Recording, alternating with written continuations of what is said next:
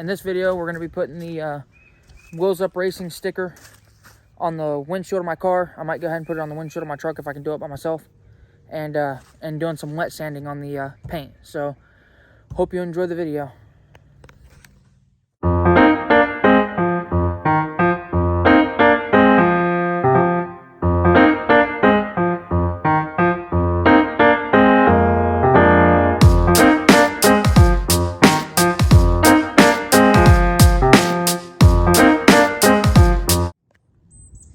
Alright, well there was a quick time lapse of me getting my butt kicked by this vinyl.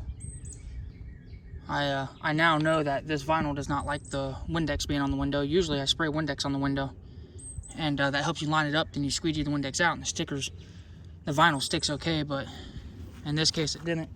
But it turned out pretty good. I like the way it looks.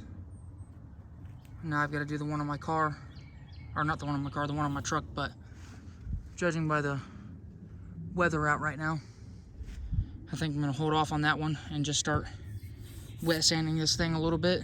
You can kind of see where I've kind of already started. You can see the haze, how hazy it is, but you can also see that there's a lot of wet sanding to do yet. So I'm going to start wet sanding.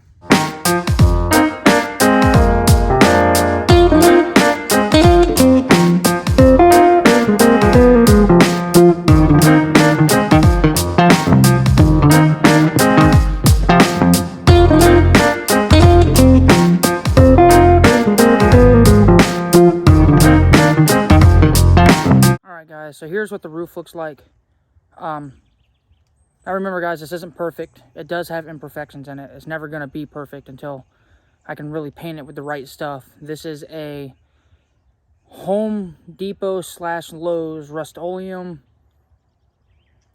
base coat, which is really just an enamel, a glossy enamel with a lacquer clear over the top of it. It's by far not perfect. There's a paint difference I'll show you here in a second, and then I'll explain what happened. But guys, it does look very good after I cut and buff it. Is it perfect? No. The camera's picking up stuff that you can't even really see in person, but I really do like the color. Let's see if I can get it to focus. No, there's too many scratches in it. Guys, keep in mind that what you just seen me sanding with, I cut it with 800, and then just polish it to see what it's going to look like. I still need to go over it with, I'm going to do the whole car, I think, with 800. What I was using on the hood was not 800, except for that last little bit. I think I'm going to go over the whole car with 800, and then 1200, and then 1500, then polish. But I just wanted to see what it looked like after it was polished. I'm going to have to clean this off before I try to sand it again because it'll gum up the sanding pad. But it's still not perfect. It's still a little rough, but guys, it looks way better than what it did. Here's a real good spot that gives you an idea of what it'll look like after it's reflection. After it's all polished. If you stand back, you can really see it. It looks really good. And then here's the paint color difference. I'm trying to blend it a little bit better. I'm going to bring this back as close to the edge of the door as I can get it. But guys, for some reason, when I clear coated this fender, the paint just wrinkled. And it did it again.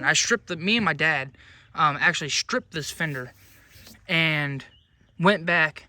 I repainted it, let it dry, and re-cleared it, and it still did it. Let's see if I can find a spot where you can really see it. Yeah, if you look real close. Now, granted, guys, I have not wet sanded this fender at all. But it wrinkled like that in some spots.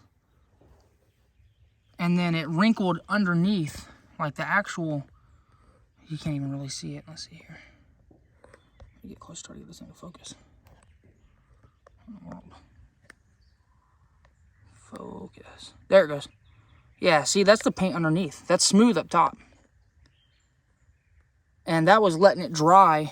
I say smooth. It's not completely smooth, but that wrinkled look is actually the paint underneath. I think it did it up here too. And I've started trying to sand it off and getting it to flatten up. But you can see, it's just, I don't know what happened. And it only did it in some spots. It didn't do it on the whole thing. So, and it didn't do it anywhere else on the car either. As you can see, that paint's flat. So, I don't know what happened. My dad don't know what happened. We both looked at it and can't figure it out. So, that fender, I was actually out of paint. Oof, focus. I was actually out of paint and had to remix paint to paint that fender. So, it does not match up perfect. And then the other issue is the paint color itself was actually pretty close. The biggest color difference is actually the clear coat. The clear coat was supposed to be non-yellowing, but yeah, that didn't happen. It yellowed really bad. So I don't know why. It only did it in some spots. And the passenger door is one of the spots where it did it really bad, and the driver door did it really bad. You can see right here, I don't know what happened, but that can be sanded off. I've already started sanding it off, so it will look, but you can see the yellowness in it. Like there, that's a run.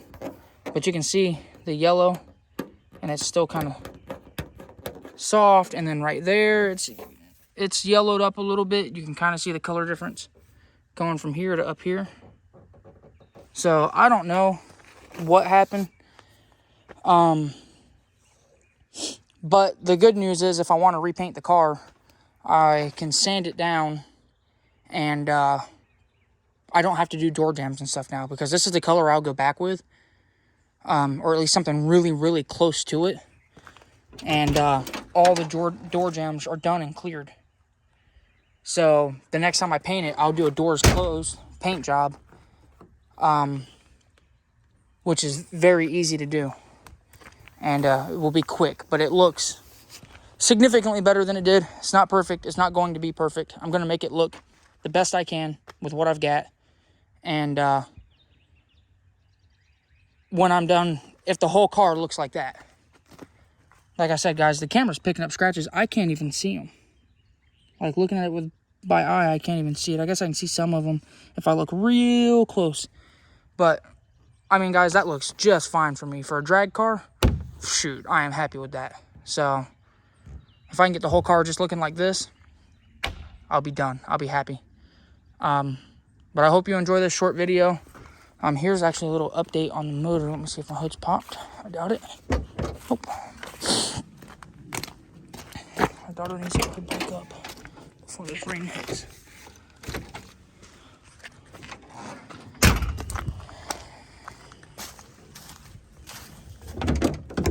So here's a little motor update. Pretty much, guys, there isn't one. That cam is not the cam that's going in here. That is actually a solid flat tappet cam. I put it in to clean the motor out, to run fresh oil through it. I did 2 oil changes one oil change and then put fresh oil in it. I dropped the oil, put 5 quarts of oil in it. I actually spun the cam over with a socket like this. I can actually show you how I did it. So I did it like this so that I could, you can hear the oil pumping through the motor. And you can see it pumping out the front right here. So I did that. I put 5 quarts of oil in it. Did that. Pumped it through till it came out looking clear oil, looking like clean oil. And then I dropped the pan, let the pan sit open overnight, both the front and the back. With the pan open, the front and the back, I did not pump diesel through the motor at all. But with the pan open, I did dump diesel in here. And then I put that plug in, dumped it in here, kept the back plug out, dumped it in here, let it flow through to rinse the bottom of the pan out, then open this bolt, let it sit overnight again and let all the diesel drip out of it, and then put 7 quarts of fresh oil in it. So it's got VR1 racing oil in it now. But I'm still waiting on my cam. I'm going to end up putting a B cam in it, an extra cam I've got. My uncle mailed it to me. It was supposed to be here. a week ago. And it's still not here. Very frustrating. But it should be here within the next couple of days. And I'm actually going to be putting a B cam in this temporarily. I ordered a cam from Ed Curtis, Flowtech Inductions, a custom cam. And I'll include the specs here.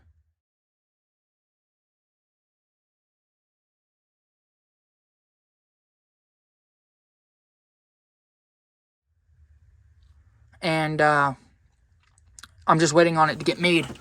So that's where I'm at with the engine right now. It's race season here, and I can't even do anything with it. I also put this cam in to spin it and check to make sure everything looked okay. And you can see I adjusted the cam gear a little bit. I've got some better up and down play. If I can hold the distributor a little bit better. It doesn't have as much slop in it. And then I can hold this and pick the housing up a little bit. So that's good. That's how it's supposed to be. But I think the actual problem was, well, I'm very, very confident that the actual problem was this. I don't know which issue came first is the only thing. I don't know if this issue came first or if the cam messed up first. But that is a cam thrust plate, and it's not supposed to look like that at all. You can see the lip on it.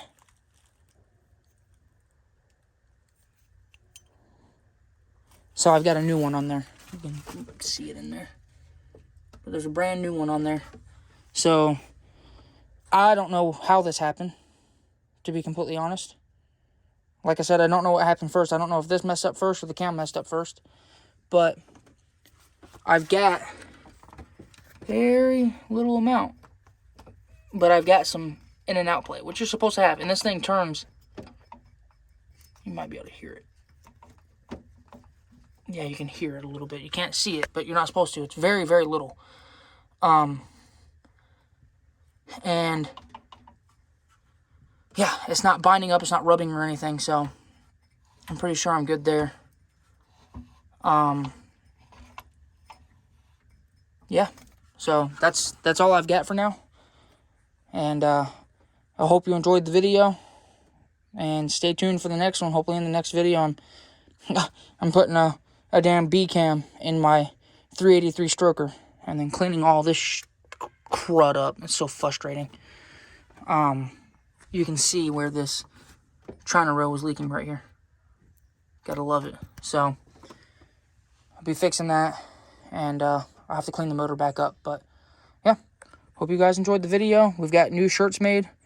I'll include the new shirts at the end of this video. And link in the description to order them.